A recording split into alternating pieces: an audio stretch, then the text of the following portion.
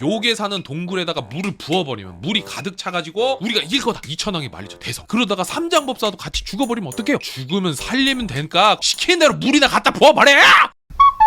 서천으로 가는 추운 겨울 어느 날 높은 산을 앞두고 삼장이 제자들한테 오랜만에 파이팅을 외칩니다. 얘들아, 높긴 하지만 우리가 못 넘을 정도 아니야. 얘들아 힘내자. 그러고서 산을 넘은 뒤에 삼장이 배가 고파서 주변을 두리번거리다가 멋진 건물을 발견을 합니다. 거기 가서 밥 좀 얻어먹자고 하는데 손오공이 저기는 요기가 서려 있어서 가면 안 된다. 그냥 내가 가서 밥을 구해오겠다고 얘기를 합니다. 그래서 짐을 뒤져서 밥그릇을 꺼내들고 밥을 구하러 가더니 조금 있다가 다시 돌아오는 거예요. 그러더니 여의봉을 꺼내서 동그랗게 원을 그리고는 삼장이랑 나머지 일행 보고 거기 안에 들어와 있으라고 얘기를 합니다. 자기가 그동안 보니까 삼장이 어디 진득하니 앉아서 사람 기다리는 성격이 괜히 나대다가 어디 가서 잡혀있지 말고 내가 이거 돛을 걸어가지고 원 그려놨으니까 원 안에 있으면은 어떤 요괴나 마귀도 공격을 못할 거라고. 그 내가 금방 갔다 올 테니까 제발 좀 가만히 있으라고. 그러고서 밥을 구하러 떠나게 되죠. 근데 여기서 가만히 앉아 있었으면은 진작에 서천 가서 불경 받아왔지. 삼장이 지나가는 말로 이 원숭이 놈이 밥 구하러 어디까지 간 거야? 이러니까 저팔계가 그걸 듣고는 이때다 싶어가지고 분탕질을 시작합니다. 이거 그 감옥에 갇힌 거나 다를 바 없지 않냐고. 지금 여기 있으면 요괴들이 지나가다가 오히려 우리 잡아먹기 좋겠다고. 사부님 이러지 말고 우리 주변에 뭐 없는 것 같은데 우리가 나가가지고 밥도 좀 찾아보고 잠잘 때도 우리가 찾아봅시다. 그래서 꼬셔가지고 결국 밖으로 나갑니다. 그리고 아까 그 으리으리한 건물로 가보는데 팔개가 들어가서 두리번거려봤지만 아무도 없어요. 그래서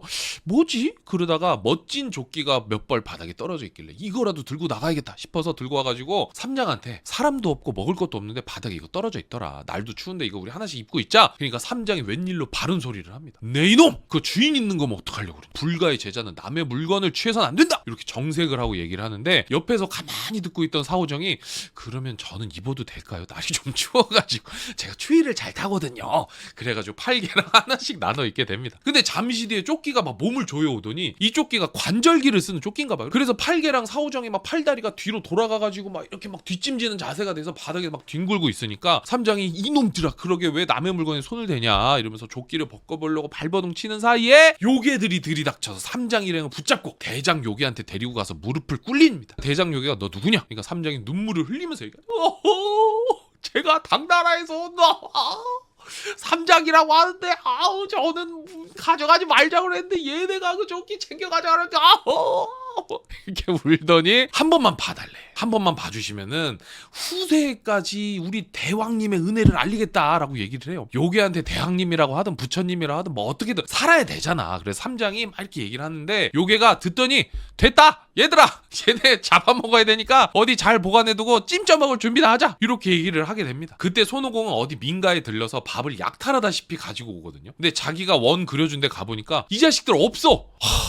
또 어디 간 거야? 그래가지고 발자국을 따라서 막 뛰어갑니다. 그러다가 어떤 노인을 만나서 혹시 빡빡이랑 돼지랑 덩치 큰 털보 못 봤냐고 물어보는데 노인이 보긴 봤는데 무슨 사이인지는 몰라도 포기하래. 저기 아래쪽으로 내려가는데 저기가 요괴 소굴이라고. 요괴 대장 이름은 독각시 대왕이다 라고 하는데 손오공이 막 눈에 불을 켜면서 아니 그래도 내가 어떻게든 구해오겠다 하면서 내려가는데 가기 전에 노인한테 밥그릇 주면서 도와줘서 고맙다. 내가 드릴 거는 없고 여기는 밥이라도 드시라고 하면서 뛰쳐가려고 하는데 노인이 잠깐 기다리시라고 하더니 뻥 하면서 자기는 사실 이 지역의 토지신인데 대성님 일행의 위험을 보고 이걸 알려야겠다 싶어갖고 왔대. 토지신하고 산신령 이렇게 둘이 왔어요. 그러니까 손오공이 야 뭐야 그럼 진작에 얘기를 해야지 변장하고 연기 왜 해? 시간 낭비했잖아! 이렇게 따지니까 토지신이 아니 그 대성님 성격이 안 좋다는 얘기를 너무 많이 들어가지고 우리가 변장 안 하고 있으면 괜히 화풀이로 저희들 때리실까봐 저희가 변장을 하고 기다리고 있었습니다. 그러니까 손오공이 아무튼 알겠어. 일단 너네 한 대씩 적립이야.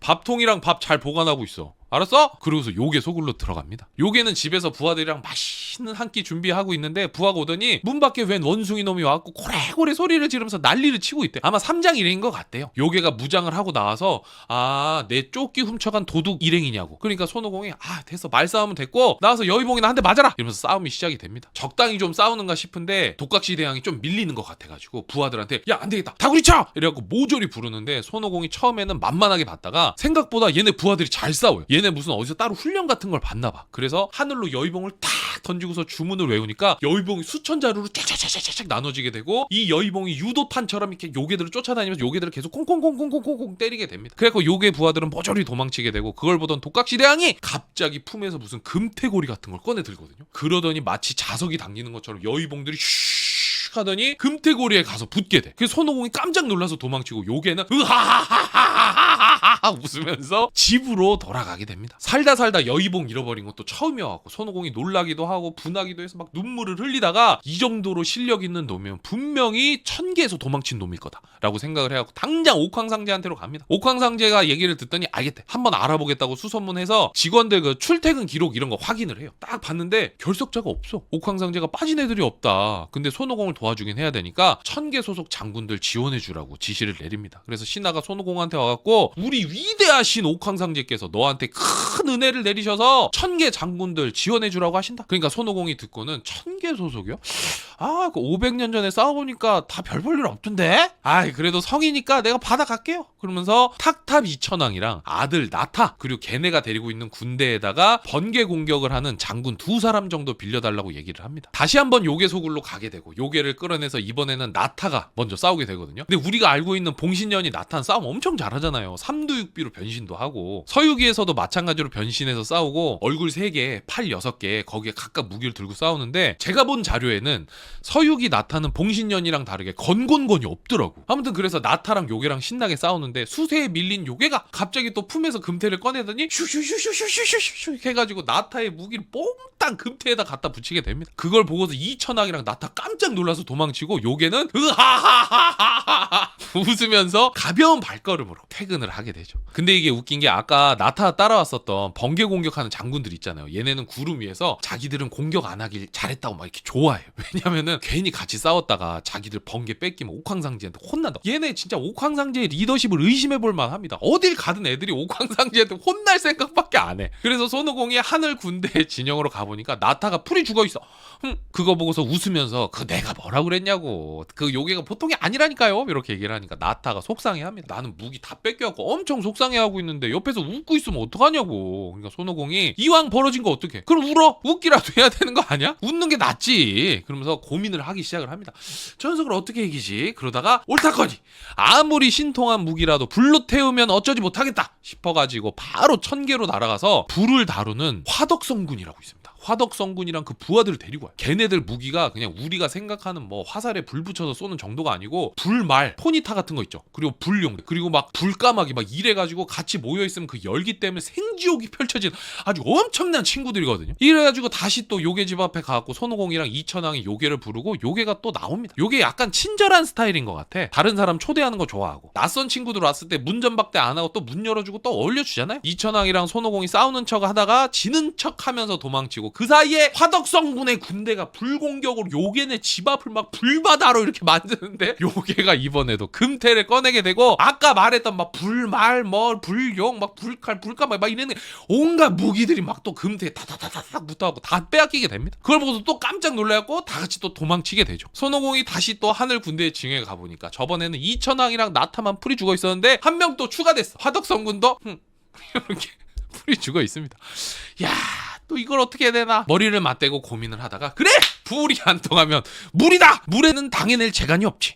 요래가지고 이번에는 수덕성군을 데리고 옵니다. 근데 이천왕이 어쩔 생각이냐고 물어봐요. 이거를 요괴 사는 동굴에다가 물을 부어버리면 물이 가득 차가지고 우리가 이길 거다. 그러니까 이천왕이 말리죠. 대성 무슨 소리 하십니까? 그러다가 삼장법사도 같이 죽어버리면 어떡해요?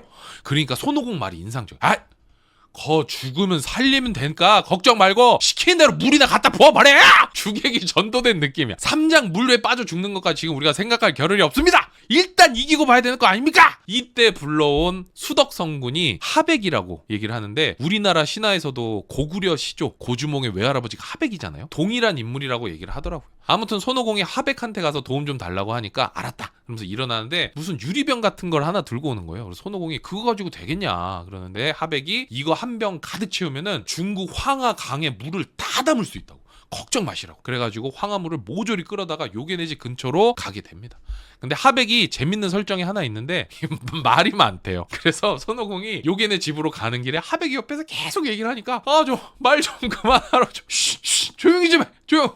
그냥 조용히 하고 가서 싸우기나 하라고. 요런 이야기가 나옵니다. 요괴네 집에 도착해서 하백이 물을 들이붓는데 그걸 보고서 독각시 대왕이 동굴 입구에서 금태를 딱 들어서 실드를 쳐. 이 금태가 또 실드도 칠 수 있나 봐요. 그래가지고 결국 동굴 쪽으로 오던 물이 양갈래로 갈라지면서 산 밑으로 쫙 내려가가지고 괜히 근처에서 농사 짓던 백성들만 물난리를 겪게 됩니다. 그래서 손오공이 아차 싶고 하백도 심으로 그래서 이천왕 있는 막사의 분위기가 개판이죠. 거기 막 마음 상한 사람들만 들어. 그래서 손오공이 이제는 분에 못 이겨가지고 아씨 몰라 가가지고 그냥 주먹으로라도 후드려 패야겠다 싶어서 요괴 불러가지고 한 번 붙자고 해요. 근데 아까 얘기했던 것처럼 요괴가 성격이 좋잖아. 그래가지고 자기도 그러면 주먹으로 싸우겠다. 정정당당하게 싸우겠다. 그래서 무기 내려놓고 나와서 주먹으로 싸웁니다. 옛날 홍콩 영화 같은 느낌이죠. 타타타타타타타타 그렇게 싸우다가 이번에는 손오공이 답답해가지고 생각보다 잘 일이 안 풀리니까 털을 한 움큼 뽑아가지고 분신을 50마리 정도 만들어서 달려듭니다. 그러니까 이제 요괴는 안 되겠다 싶어가지고 금태를 들어서 손오공 털을 마치 진공청소기가 고양이 털을 빨아들이듯이 빨아들여가지고 붙여버리고 손오공은 다시 도망치게 됩니다. 손오공이 막사로 막 씩씩거리면서 들어오니까 이천왕이랑 화덕성군 하백이랑 나타가 막 이렇게 축혀 세워줘요. 야 역시 대단한 싸움이었습니다. 대성 역사에 기록될 싸움이었다면서 막 옆에서 온갖 간사한 말들을 날려줘. 이게 진심인 건지 아니면 손오공한테 화풀이를 얻어맞기 싫어서 그런 건지 모르겠는데 아무튼 막 계속 얘기를 합니다. 그러니까 손오공이 아 됐다고 그만하라고 그러면서 이젠 전공법으로는 안 될 것 같다. 자기가 벌레로 변신해서 요괴 소굴로 들어가가지고 염탐을 하겠다. 그래서 파리로 변신해서 요괴 소굴로 들어갑니다. 들어가서 보니까 한쪽에서는 연애 준비 파인다이닝을 준비를 하고 있어요. 그리고 한쪽에서는 나타 무기랑 화덕 성군내 막 무기들이 묶여 있죠. 용이랑 말 까마귀랑 막 이런 애들이 막 슬프게 막 울고 있어. 그래서 손오공이 두리번거리는데 또 다른 저쪽에 여의봉이 걸려있는. 그걸 보자마자 손오공이 너무 기뻐서 변신이 풀리는 것도 모르게 여의봉을 쥐어들게 되고 여의봉을 쥐어드니까 경계경보가 막 울리게 돼. 미용 미용 미용 미용 이래갖고 요괴 부하들이 우르르르르 몰려오는데 여의봉을 든 손오공이 기분이 좋아가지고 기세가 장난 아니잖아요. 그래가지고 부하들 막 죄다 후드려 패고 막 밖으로 나와가지고 동료들 곁으로 오게 됩니다. 와서는 나 여의봉 찾아왔다고 막 이거 한번 보시라고 자랑을 하는데 나타가 저쪽에서 한숨을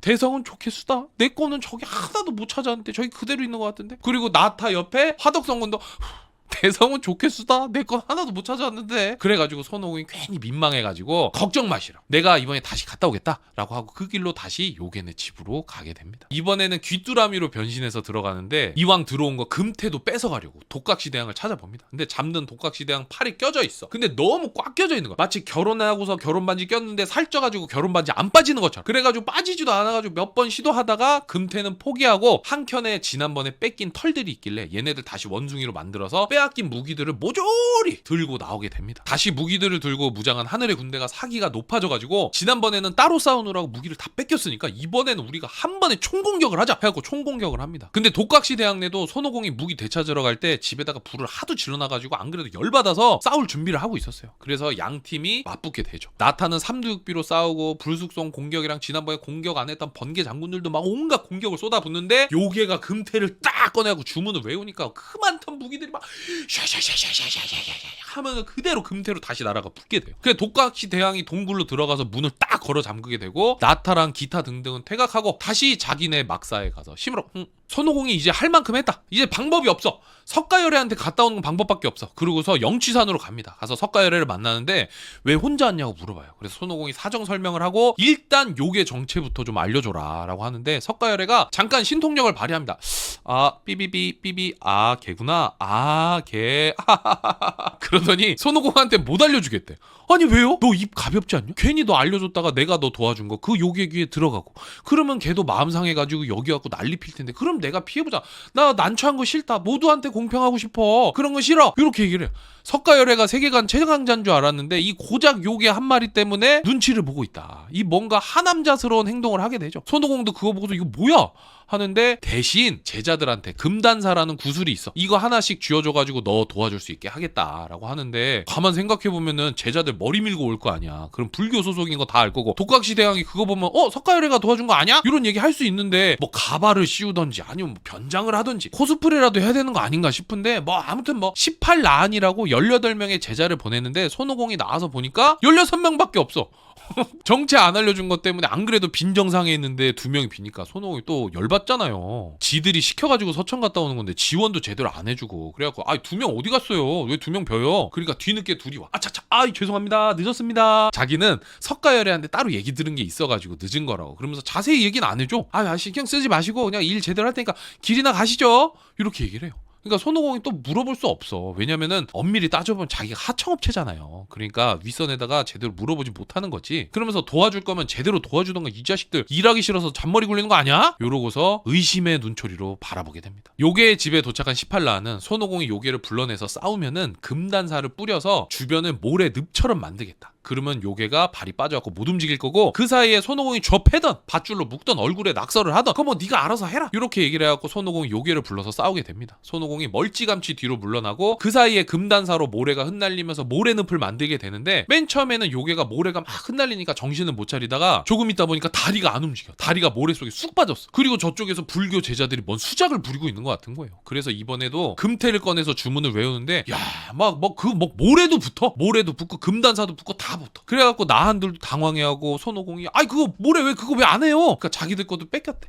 그래서 손오공이 이제 진짜 방법이 없나? 걱정을 하게 되죠. 그러니까 이때 아까 뒤늦게 나왔던 나한 두 명 있잖아요. 얘네 두 명이 손오공한테 오더니 사실은 자기들이 석가열애한테 비밀 지령을 받았다고. 이 모래늪 작전이 실패하게 되면은 석가열애가 귓속말로 알려주랬다고 하면서 손오공한테 1000개의 약사, 1000개의 약쟁이 태상노군을 찾아가라고 얘기를 해줍니다.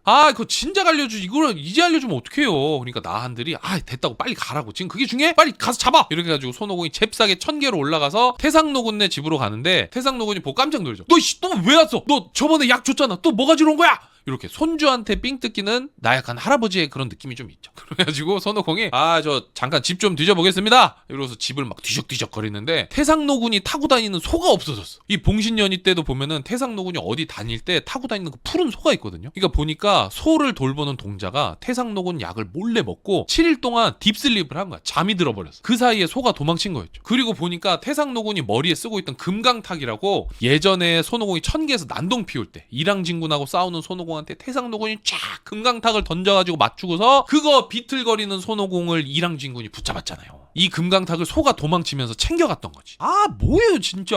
그래서 태상노군한테 엄청 꼽을 줍니다. 그러니까 태상노군이 미안해 내가 알아서 수습을 할게 같이 가자. 그래서 구름 타고 와가지고 순식간에 독각시대왕한테 너 여기서 뭐해? 이래가지고 푸른 소로 변신시켜서 태상노군이 타고 손오공한테 미안하다고 다시 1000개로 가버립니다. 그리고 나서 손오공이랑 하늘의 군대는 요괴 속으로 쑥대밭으로 만들어버리고 삼장일행을 구출하게 되죠. 그래서 하늘의 군대를 환송한 뒤에 길을 떠나려고 할 때 아까 맨 처음에 나왔던 토지신이랑 산신령이 손오공이 준 밥을 그대로 따뜻하게 데워가지고 기다리고 있었어. 손오공이 무섭긴 무서운가 봐. 그래가지고 삼장이 그걸 보고서 와 배고팠는데 잘 됐다 오공아 그러면서 손오공한테 고맙다는 말을 하고 배를 채운 다음에 여기에서 분명히 삼장법사가 뭐라고 하냐면은 앞으로는 네 말 잘 듣겠다.